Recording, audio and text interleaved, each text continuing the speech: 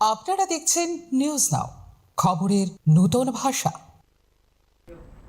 রাজধানীর শহরতলির শচীন্দ্রলাল এলাকার চারিপাড়ায় রাতের আধারে হনুমান মূর্তি ভাঙচুরের অভিযোগকে ঘিরে তীব্র উত্তেজনা ছড়ায়। অভিযোগ, দুষ্কৃতিকারীরা মূর্তির মুণ্ডচ্ছেদ করে ঘটনাস্থল থেকে পালিয়ে যায়।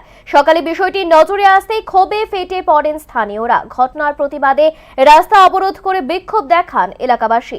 অবিলম্বে মূর্তি ভাঙচুরের সঙ্গে জড়িতদের গ্রেফতারের দাবি ওঠে। পাশাপাশি ঘটনায় শাসক দলের নেতাদের ভূমিকা নিয়েও বিস্ফোরক অভিযোগ তোলেন বিশ্ব হিন্দু পরিষদের নেতারা।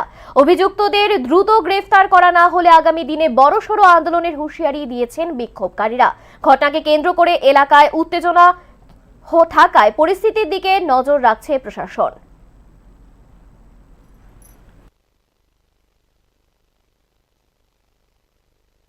মধ্যে বজরংবলীর মূর্তির মাথা নাই, মাথা কে বা কারা ভাঙ্গা লাইছে।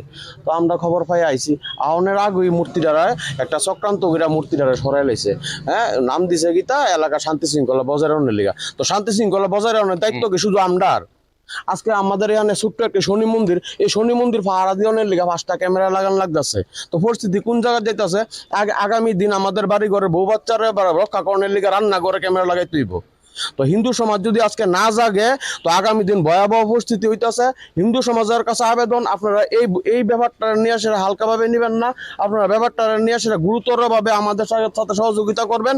আর প্রশাসনের কাছে আমরা আবেদন করুন, ব্যাপারটা যদি এই অপরাধীরা যদি আমরা ধরপাকড় না হো, কোন শাস্তি না হো, আমরা বৃহত্তর আন্দোলন যাবো, আমরা রাস্তাবদ্ধ করুন। প্লাস আমরা এই এলাকার মধ্যে আমরা শান্তি শৃঙ্খলা বজায় রাখার দায়িত্ব শুধু আমরা হিন্দুরা লইছি না। আমরা যদি বিচার না পাই তো আমরা আগামীতে বড় ধরনের পদক্ষেপ নিব।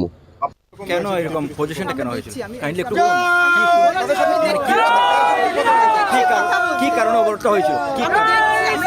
না, অবরোধটা কেন হয়েছিল এটা তো বলুন। আমি ওদের কিছু কমপ্লেইন আছে, আমরা থানাতে বসে কথা বলছি। ওদের কিছু কমপ্লেইন আছে, আমরা দেখি, কথা বলে দেখছি, আমাদেরকে টাইম দেন কাইন্ডলি।